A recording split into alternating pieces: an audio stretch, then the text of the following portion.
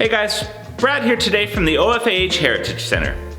Today's lesson is all about the largest member of the Cervidae family, the moose.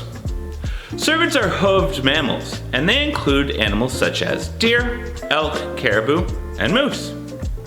In today's lesson, we'll aim to answer 3 questions all about moose. How do we identify a moose? Where do they live? And what do they eat? How do we identify a moose? Moose are considered a big game animal, and by far they're the largest member of the deer family. They can stand up to 2 meters tall at the shoulder. That's taller than me, just to their shoulder. Male moose, also known as bulls, can weigh between 540 and 730 kilograms. Female moose, or cows, are slightly smaller and they can weigh between 360 and 600 kilograms. That means moose weigh as much as some boats. An easy way to tell a bull moose apart from a cow is by the presence of antlers. Males will carry a large rack of antlers from summer into the winter. The antlers can be as wide as 120 to 150 centimeters, but they can grow to be as large as 180 centimeters. That's as wide as I am tall. When we include their antlers, some moose can be up to 3.5 meters tall. That's taller than an NBA basketball net. Their antlers can weigh up to 39 kilograms, which is the same weight as 2 car batteries. Can you imagine having that much weight hanging off of your head? Moose grow and shed a new pair of antlers each year.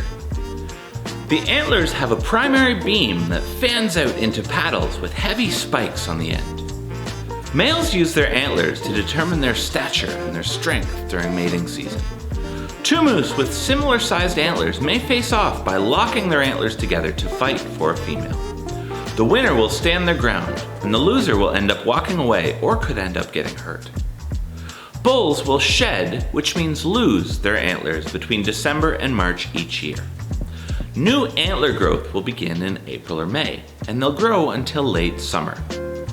New antlers are covered in a dark brown velvety material, but once they reach full size, the velvet will dry and it will fall or be rubbed off, giving way to the brown and lighter colors that we normally think of with moose antlers. Try to imagine being a moose and carrying around heavy antlers on your head. That would be like having huge, heavy bones as long as your arms and much, much wider, sticking out from each side of the top of your head. Can you imagine fitting through a doorway? What about trying to sleep in a bed or on a pillow? It sure would be challenging to try to live like that. Moose have a unique body shape. They have long, slim legs that support a large, muscular body. These legs help the animals move through high snow, swamps, and thick vegetation, which means heavy plant growth. Moose have a deep body that's very muscular at the shoulders, which is why they appear to have a hump. Their fur allows them to live very far north. Their fur is hollow, and it can trap air inside to provide the animal with insulation from the cold weather. Their fur varies in color from light to dark brown, reddish, and even grayish brown sometimes. Their fur makes it ideal for moose to live in cold climates, but they don't do so well in the summer heat. Because of this, the moose will spend several hours per day in the summer cooling off in the water. Moose are very strong swimmers. They can dive greater than 5 meters deep for plants to eat. That's as deep as a house is tall. Moose have also been known to swim as far as 20 kilometers in one swim. That's as long as a half marathon almost. Surprisingly, moose have terrible eyesight, and they make up for it using hearing and smell. Their antlers help to funnel sounds into their large ears to warn them of potential danger. Moose also have huge hooves that can spread out to make for a larger surface area. On deep, soft ground like snow or mud, the split hoof can spread wider. This increases the surface area of their foot, supporting the moose's weight, and just like humans using snowshoes, helps prevent the moose from sinking in the ground. In the spring and summer, when moose move to swamps and other waterways in search of wetland plants, hooves function as paddles for very strong swimming. Being so large, moose hooves leave unique tracks on the land, especially in soft ground. Moose tracks left on the ground can vary in size from about 10 centimeters long for a calf moose up to almost 20 centimeters in length for a large bull moose. That's almost twice the size as my hand. Moose are vocal animals during the mating season, which is called the rut.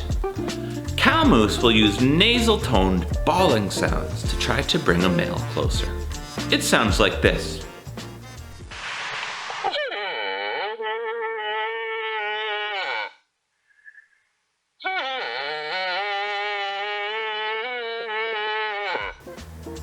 Bulls will typically respond to cows with a series of grunts and deep bellows, just like this one.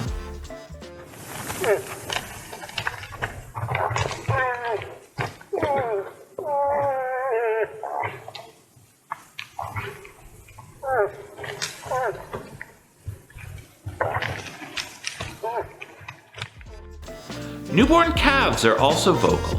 They'll make low grunting sounds that turn into human-like wails.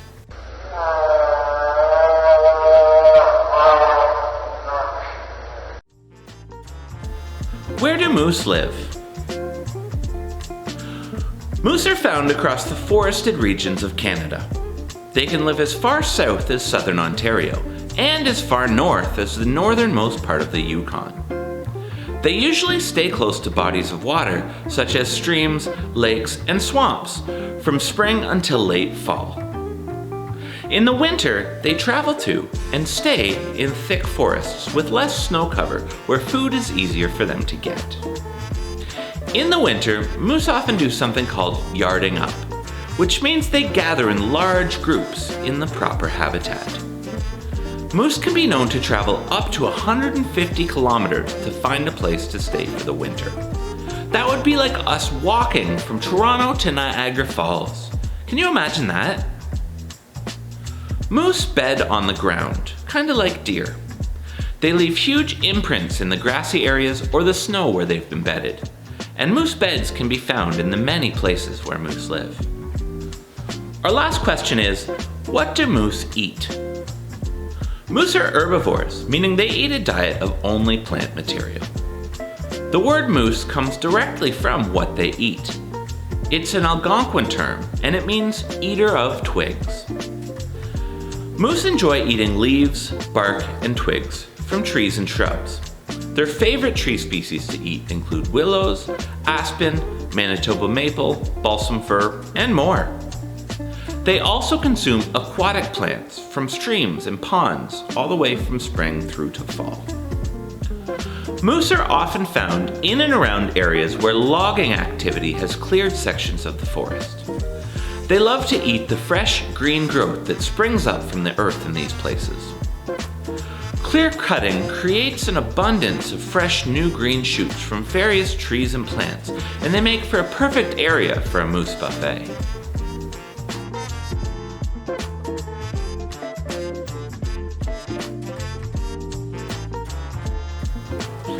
Thanks so much for watching today.